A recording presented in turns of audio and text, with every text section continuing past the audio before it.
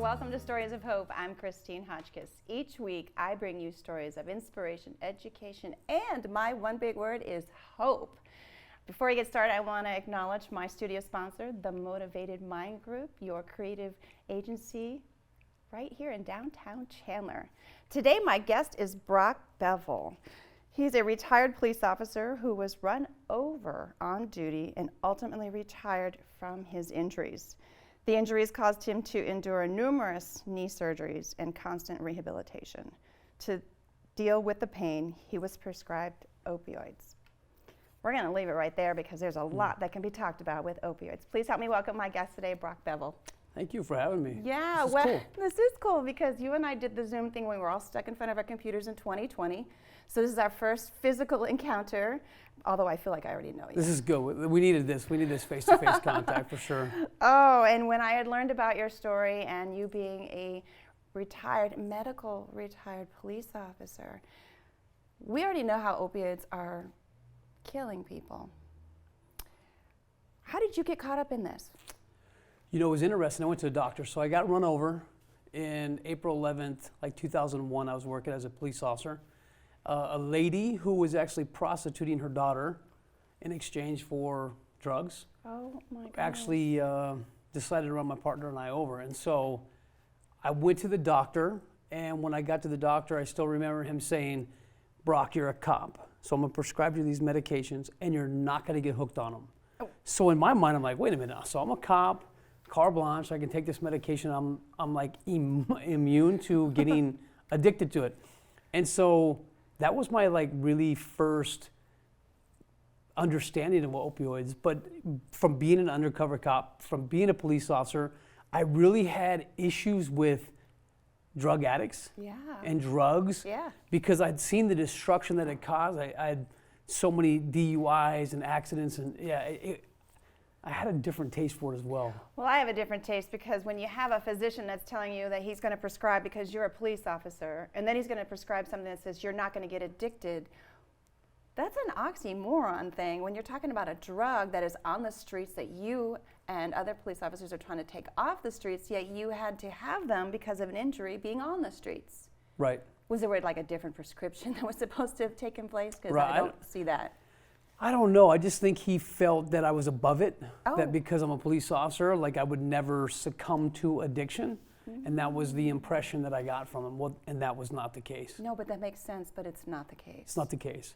And that's what we're seeing today is like, it's not, see, we see addiction as the guys roaming your streets. Mm-hmm. We see addiction as the guy that's homeless. Mm-hmm. That's not addiction.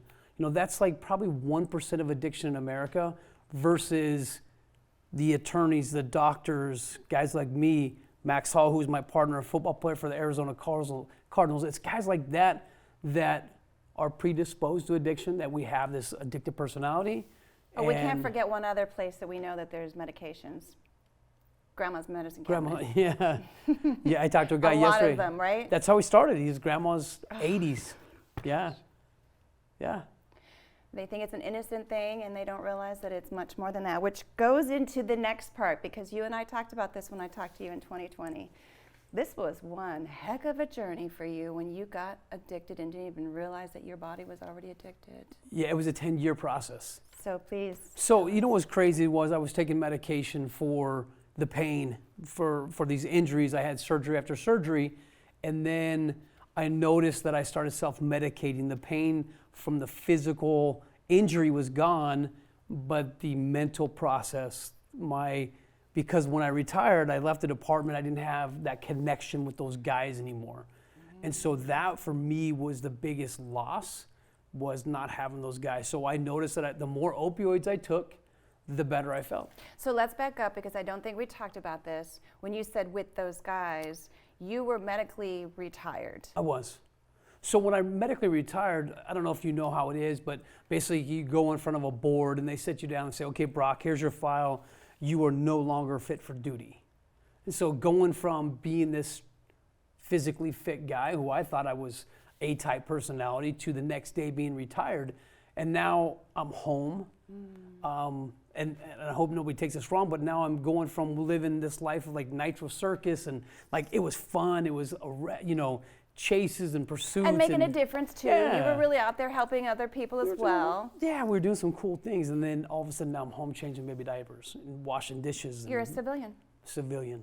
And for me, mentally, that didn't work. It didn't compute. I didn't have a transition. I didn't understand who I was. I lost my identity. I left it at the office. And now I'm like, okay, I don't love who I am. I'm a piece of crap. Wow. And that's really where I was going. So when I said I was self-medicating, I was using the opioids to kind of drown out those feelings. Wow, so it turned into an injury that was a medical thing, then it turned into now I'm in a different world that I wasn't used to now it's self-medicating. Yeah. Now, I don't know if you want to talk about this, but I want you to talk about it. You had talked about when you got to a point where you were locked in your bathroom? Oh, yeah. So that, everybody asks about what your rock bottom in your recovery story is. And this was one of my rock bottoms where I reached over to grab my opioid to take for the morning because I was used to just grabbing one, drinking water. And I didn't leave it there, which was super uncommon. So I went to the bathroom, went into my medicine cabinet, opened it up, and there were all my pills. All my pill bottles were strategically placed with how many I had in there. And I opened it up, I took one, closed the medicine cabinet, and when I closed it, it shined into my bedroom. So it gave me a glimpse of like who I'd become, and I'm like, holy crap, Brock, you're a crackhead. You're living in a crack house. And that's really what, because I had done search warrants. Give that physical description on what that was. Oh, it was a disaster. I remember I loved Polar Pops, right? 44-ounce soda, and I had them, they were everywhere in my dirty clothes, and it's just like trash everywhere. I'm like, who is this guy? Like, this is not, and I'm looking at the mirror. And that was one of the things that I never did. I never looked at myself in the mirror. I hated it. Like when I say I lost my identity, I hated looking at the mirror. So that was a big struggle for me. So when I shut it and saw that, I'm like, oh, heck no. Opened it up, grabbed all my opioids, and I dumped them. And so this is I want to put like a disclaimer in there. Like that is not the way. So I'm looking at the audience. That is not the way that you go through your process of detox. Today, we have doctors and we can go to a detox center, we can get medication and we can come off it. Me, I cold turkeyed it. And I remember when I dumped it all, if I would have had scuba equipment and I could have got down in that toilet, I would have grabbed it because now I realize, and that's what the big fear today with fentanyl and opioids is I have to withdraw.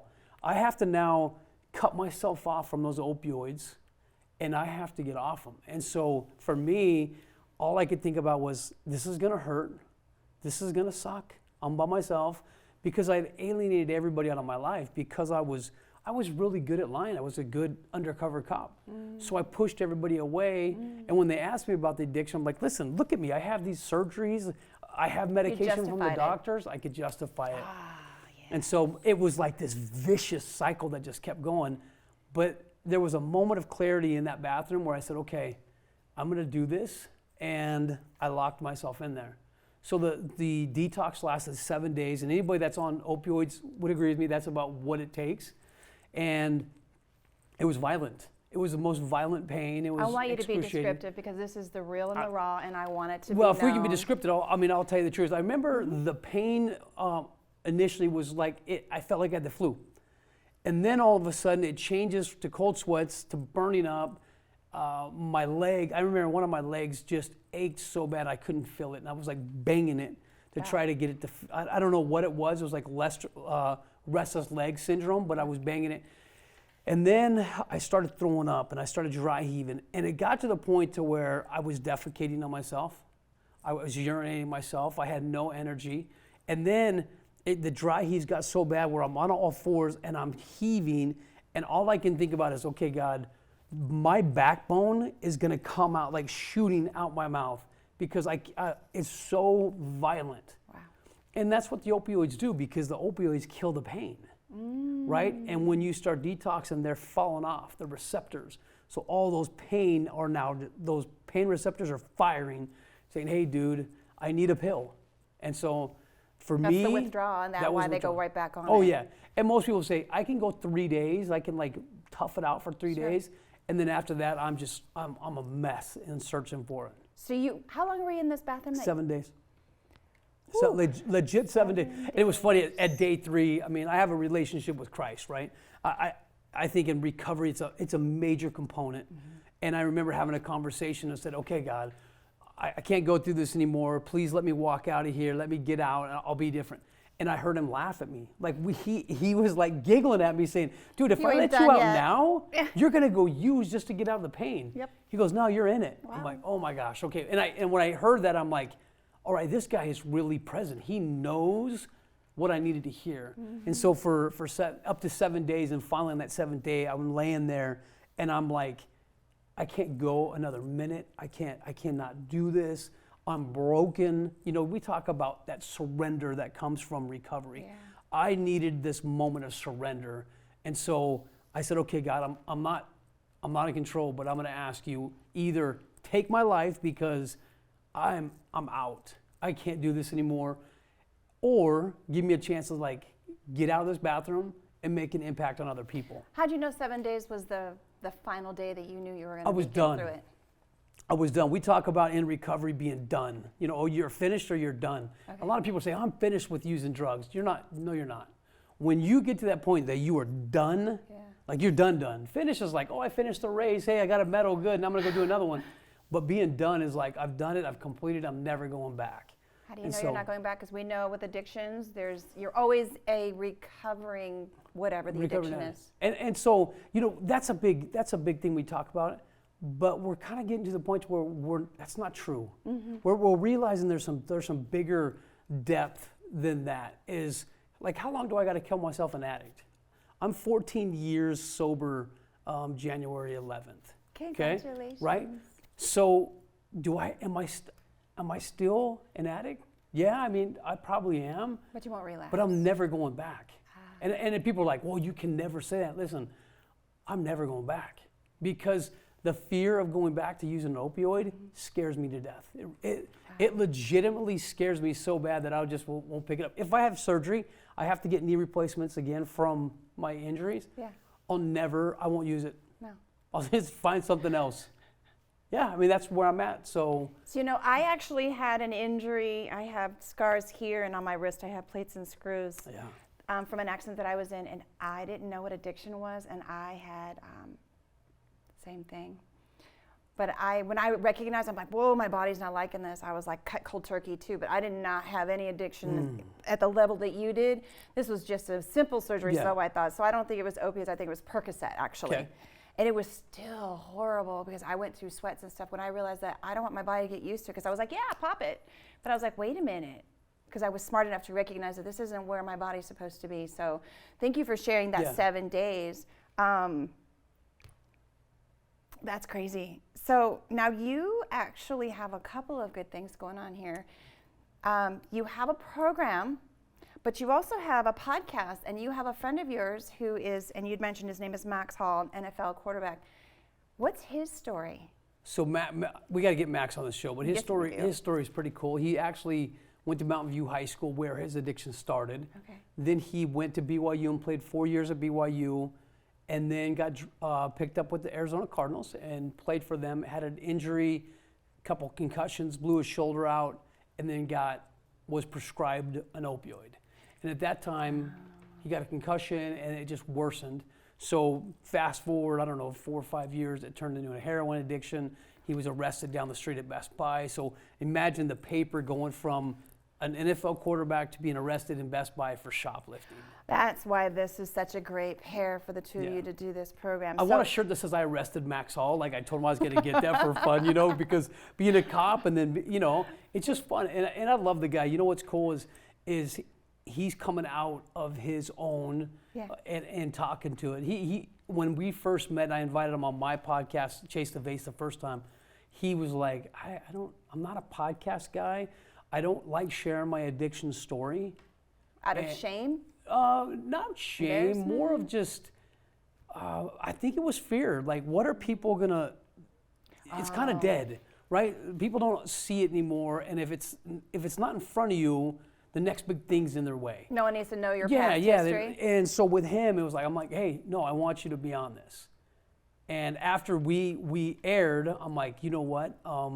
We need to start a different podcast. Because I was doing my podcast on my own, but when I met with him, and then I met a guy named Blue Robinson, who's a therapist in Utah, who owns Addict to Athlete, the three of us said, hey, let's get a podcast together And so now we have a men's mental health podcast called Addict App, or the Agents of Recovery. Okay. And so we do that, and it's a blast where we get to openly talk about addiction and sobriety and relationships and how our lives are so different now out of addiction. And how many people get destroyed in that whole process?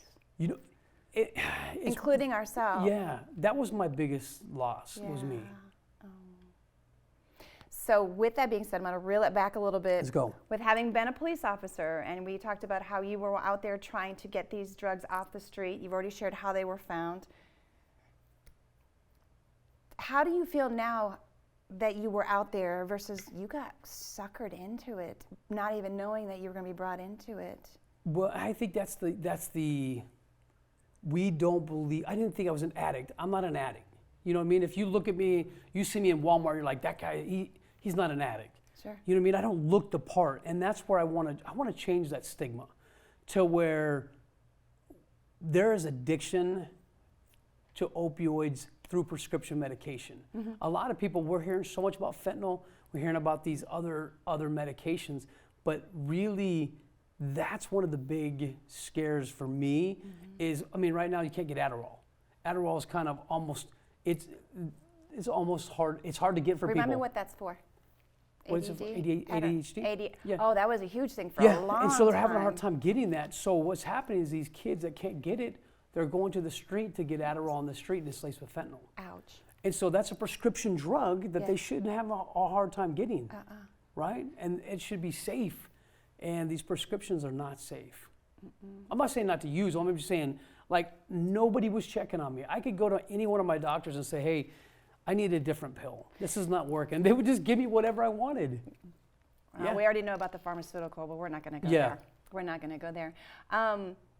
Here's a question for you. With having dealt with people on the streets, being a police officer at that time, and then now becoming a civilian and doing the work that you do, which we'll get into that, what advice would you give to parents or people that are around kids as a sign that they could look for to get it taken care of now? You know, first thing I would say is nobody's coming to save you. Nobody. The government's not coming to save us. The school's not coming to save us. As a parent, as a grandparent, as whoever's in charge, we're it. Yeah. And so my invitation to the parents is get involved. The biggest problem that I'm seeing and across the board with addiction to pornography, addiction to drugs and everything is the cell phones. I was telling you before, like when I was going to buy drugs, I had to go buy it. I had to make a face-to-face deal, right? Usually there was guns involved. He had a gun, I had a gun. It was like, it was unsafe and it was in some dark alley. Today, kids get on their cell phone, get on Snapchat. They send emojis. They get emojis sent back. They get a drug delivered to their house and paid for through SnubHub or one of those Grubhub or whatever that you use on our cell phones. It never touches. It's a contactless drug deal. And so as a parent, I'm like, get involved. Parents are like, well, I don't want to break that trust. I don't want to look through my kid's phone. You want to go to a funeral? Yeah, you don't. You're going to go to a funeral because it's an epidemic. Fentanyl is scary. There was a case in Ohio where the detectives there found stamped Tylenols. If you would have put the white Tylenol, you could not tell the difference. So I have daughters. What happens if they go to school, they have a cramp? They go to a friend, hey, you got any Tylenol? Do you have anything for me? Yeah, here you go. Disguised. It's laced with fentanyl. And the kids don't know it. No. It's illicit, right? They're doing it on purpose to make it look like it. So those are my biggest fears as parents. You got to get involved. You got to look. You got to know what you're going through. Are there any signs or behaviors that could be recognized? Absolutely. We know our kids, right? Right. We know our kids really. If there is an immediate change in your child, there's something going on. If they're dressing different, they're staying out late, their communication's different, all these like little red flags. But most times parents were like, they're just going through, it's puberty, they're just going through, they're meeting new friends. No, kids are very rigorous, right? We were there. They're very structured, yeah. So that's what I would say is I was like, pay attention to what they're doing. And if you want to know anything, go to their phone. Every single thing in life is recorded on messages on their phone. Absolutely. So pay attention to it. Ask them, hey, what's this emoji mean? I'm going to look it up. I'm going to go right now to Google, and I want to know what's going on. What are you seeing? What's happening?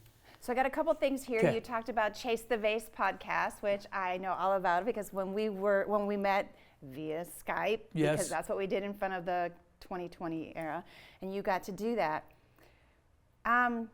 Tell us a little bit more about that podcast so that other people could listen in. Maybe some parents that need to have more information that are like not sure where to go. Yeah, so the Chase the Vase podcast is geared towards law enforcement, first responders. Okay. And so I usually bring parents on who are suffering, that had a child lost to addiction. So it's mostly informative. So I do a lot of fentanyl on there. And then the second podcast, the one that I'm really proud of, and I love mine, like it's our baby. Yeah, absolutely. But this one with Max and Blue is super cool. It's the Agents of Recovery. And what we do is there's 3 of us. And so we can bounce ideas off each other. We're all parents, we're fathers, and we talk about, the problem is in mental health, especially men's mental health, you ladies have it figured out. You really do. Listen. We're just called crazy, and that's okay. No, you communicate. You talk to other ladies. You talk, right? Yeah. And for us guys, we don't, especially in law enforcement and A-type guys, we bury it. And we say, hey, I'm fine. Okay. I got this. Okay. And then that's why you're seeing this skyrocket of law enforcement officers committing suicide. Because they're holding it in rather than holding it in, communicating. yeah. That has to do with the society thing, because I believe that communication go both ways. It doesn't have to matter whether you're female or male. You have that ability, but I'm not sure where that comes from. But you guys are better at it. Ladies are so much better because they have that connection with friends that if they have something, they've already predisposed, like I'm gonna go talk to my friend. Okay. And it's cool, it works. Are we using the word ego involved in this? Is that Oh, why? it's totally ego. Guys, yeah, we No, don't no, want to, no, it's terrible. no. And I had a similar situation where I put a gun in my mouth. During my active addiction, I was driving up to my kids and I had a weapon in my car and I didn't call a single soul. What was that going to do for you? Just so I understand. It was going to end the pain. It was just, I felt like if I ended it, my kids would be better off. And those were the lies that I was telling myself. Okay. And my kid's voice from the back seat talked to me and said, hey, Dad, you're not a chump. You're not going out like this. And I'm like, oh my gosh. It was my kid who wasn't even in the car that saved me. Mm-hmm. And so, but in my head, I had gone so far down this rabbit hole that I'm not worthy anymore. I'm not worth it. I'm hindering their growth. And so, but I never reached out to anybody. Mm-hmm. Why? Mm-hmm. Why didn't I call my people? Why didn't I call my team? Because I didn't have anybody. Your team being the police Anybody. or anybody? Anybody at this point, right? I didn't have anybody to call. Okay. So, but now I do. Now I have people that I can call. And look at that. You're a champ. Well, I'm telling you, it's a lot better. Now when I have a stressor, I just go, hey, man, is it me? Is it like, help me walk through this? Right. So it's cool. So before I ask my final question, you have a program that you, yeah. So tell us a little bit about that program. I'm super proud of this. So what You happened should be. was Max Hall and I got together after this podcast and we said, hey, there's so many people in Arizona that need help. They need family help. So let's start a program. So we started Victory Recovery. It's in downtown Mesa. It is a counseling center. It's not a rehab. We want men and women coming in that need help, that are ready, that have detoxed, and they're going through their sobriety and they want someone to walk with them on this journey. And so Max and I are saying, we'll take you. We'll get you with the team. We'll help you build this program. And it's a reset 5 days that you start. We've kind of put you on this really rigorous, and then for the next 4 weeks, you have you come in, we do checks and balances for 4 weeks. We teach, we have groups, and then it's working. Okay, so here's a question. We have professionals out there. Some people have not walked the walk. On your team, are these individuals who have walked the walk to have an understanding? Every one of them. Thank goodness. There's nothing like hiring someone that says, I've got a degree, but they haven't walked the walk to understand the process that it takes. So then now you have a Me Too factor so that you have that trust. I'm all about the trust. It's all about the trust. That foundation is trust. And so when you've got someone that's going to come to you that doesn't speak the language or doesn't want to talk about it for shame or whatever, we just talked about ego, you've got other people that are like saying, no, been here and it's safe. Yeah. You're all safe here and we're going to get you through this. So yeah, that's we just had that on our podcast this week where Max was talking about like his mental pursuit for the drugs. Like it's just like someone has to understand that when you say like would have driven 9 hours for an 8-ball. And a lot of people are like, why would you do that? And they would try to break it down. But someone that's gone, they're like, oh, absolutely. I totally get that where you're at. Let's work through that. Yeah. So it's stuff like that. And I totally agree. We don't care if you have a degree. We have a doctor that can oversight all that. We want boots on the ground. And that's what we're doing, is the boots on the ground. Boots on the ground. You have to have the boots on the ground. Where can you guys be found? Whether it's the podcast or the facility, where can it be found? So the Agents of Recovery are on Apple and all that. Okay. Chase DeVase is on all of it. Our facility is at 1045 East University, Suite 2. It's basically Stapleton University. You can walk into the facility and come check Max and I out, come talk to us. We're going to get Max on my show Yeah, next. Max, I'm challenging you, Max, to come on. No, anytime, if He's we gonna take throw my the down challenge. with him, he's like, okay. So he's a great guy, but he's super competitive. So if I'm one up at him, he's in. Oh, I'm competitive too, Yeah. so bring it on. But no, that's where it's at. And then we have, it's victoryrecoveryaz.org, and you can find us. I mean, we're really easy. I'll give you my phone number. You can call us like you have. And we want to be a help. When Max and I looked around in our addiction, we realized that we didn't have a lot of people. Or maybe you didn't think you did, because you already said you pushed them away. That was the problem. We pushed everybody away. We can't push people away. Yeah, we can't push people away. We need each other, and that's the biggest thing. When people say, hey, how can I help? Yeah. Connect. Yes. It's all about connection. Absolutely, 100%. It's connection. Ooh, Yeah. that was heavy. That was fast. Okay, so here's my final question. First of all, is there anything I didn't ask, since this isn't my walk of my journey, that you want to share that makes sure it is out there? This is the opportunity for you to give that information, whether it's to parents or people on the street or law enforcement, I don't know. I think we did a good job. I would just say kindness goes a long way. Yeah. You know, it's interesting. It was weird. I knew I was loved, but I never felt really like someone wanted to help me in my recovery. And I never want a person to come into our program and to feel like I'm not needed, I'm not wanted, I don't want to be here. And so, You don't want to be a burden? yeah, I don't want to be burdened. Yeah. So you're not too far. You're not too far gone. You know what? I can say that I think every single person, no matter what their story is, has felt that way, that they're not worthy of something. Yeah, I don't know where that programming comes from. I really am trying to figure out where that part in the brain says you're not worthy, or if it's based on things that have happened in our life that has made us not feel that we're worthy. I'm not sure where that goes. But as Brock said, you are worthy, you are loved, and you cannot push people away. By the way, I'm good at doing that too. So I have to constantly remind myself, you can't do that or you're not going to get what you're needing, because you can't ask and then not expect to receive, right? Yes, ma'am. All For right. sure. So here's my final question. You ready? I'm ready. Go. All right. If there was only one question I was allowed to ask anyone to know the type of person that they are, this is the question. What message would you like to leave everyone based on your journey? Ooh. We serve a big God. Yes. I do know that. As deep into the pain that I felt I always had a way out. And it didn't have to be my connection, didn't have to be my people, but I had a resource that I could have looked up and found my way out. And that's what I did in that bathroom. And so that's what I would say is find you. This journey is all about you. It's all about the person that's struggling. You know, I go out in the streets every day and I ask these guys, hey, tell me one thing I can do to help you. And they all say the same thing, is like, listen, you can't help me until I want to be helped. And so that's the invitation I'm throwing out there to everybody that's listening, is help yourself first. Get up, right? Look up, get up.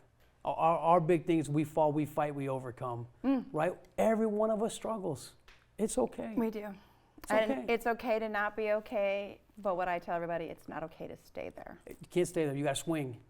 Yeah, we talk about just start throwing punches. Get up, right? So. Thank you for your time once again, and being able to share more information than we did on the first time to what opioids and drug addiction is and what you're doing to make a difference based out of that moment being in that bathroom for 7 days to fight against something you knew that you were worth more. Yes, ma'am. Thank you. Thanks for having me. This was a lot of fun. You got an amazing crew here. Absolutely. I do. Yeah, you do. I This do. is cool. Oh my gosh, where do I end? I want to thank my studio sponsor, the Motivated Mind Group, located right here in downtown Chandler, your global creative agency. If you have a story you want to share, know someone who has a story, or you're a nonprofit organization making a difference in your community, please email me to the address of stories@christinehotchkiss.com. Until next time, everyone, I wish you well, and you take care.